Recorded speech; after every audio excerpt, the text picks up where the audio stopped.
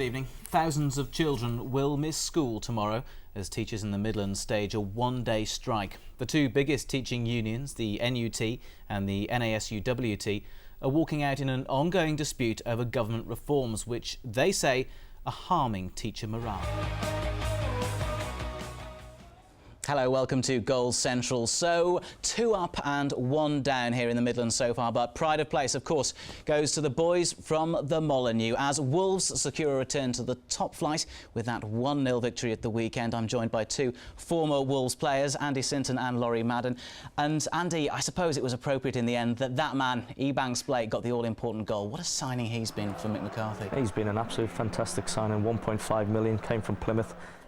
Yes, Newark today is at the centre of national political attention. There was a while we thought it might be at the centre of one of the biggest heavyweight political battles in some time. Rumours last night that UKIP leader Nigel Farage would stand in this by-election. Rumours also that the Mayor of London, Boris Johnson, would stand for the Conservatives. Gareth, give us some context on this. How important is it tonight? Bob, this is the most important evening at St Andrews since they were battling to stay in the Premier League 3 years ago.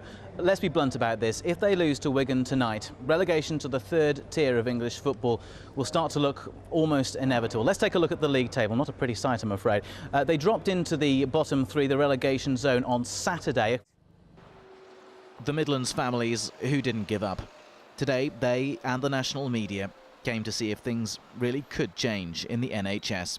What happened at Stafford has led to a 4-volume report, 290 separate recommendations on how the NHS should change. The inquiry took 30 months, but the report author said this isn't the end, but the beginning of a process to transform the health service.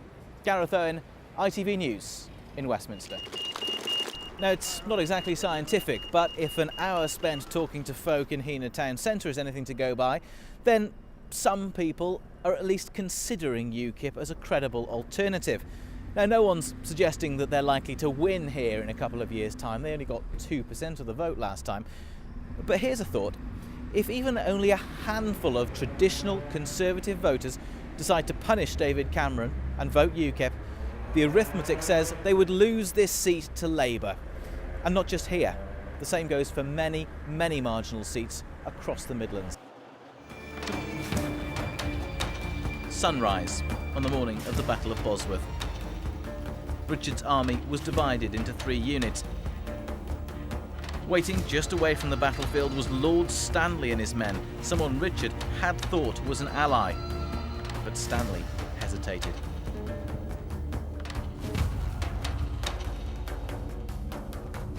Henry's army of around 5,000 men started just the other side of this bank. Now, Richard's army was much larger, around 10,000 men, and they came in from that direction. They were stationed around those trees at the other side of the field.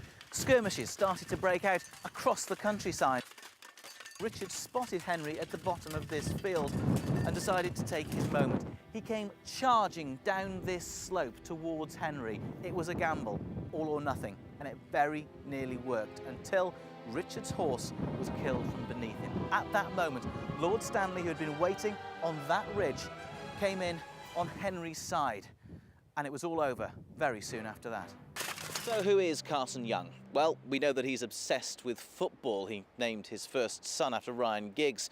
We also know that he grew up poor. He said he couldn't afford to go and watch his local side play when he was younger. But by the age of 49, he owned a club in the richest league in the world. So how did he make that money? That question has been at the heart of this trial. Well, the band Morning Parade have just taken to the stage now, entertaining the crowd. They put on a really good show here at Leicester, actually. Lots of activities for the youngsters, getting involved in things like football and boxing. All sorts of activities being held over the other side of the park. So what of that flame? Well, right now it's making its way through Leicester city centre. Earlier on, it was in Foxton Locks near Market Harbour, a great setting on a canal barge.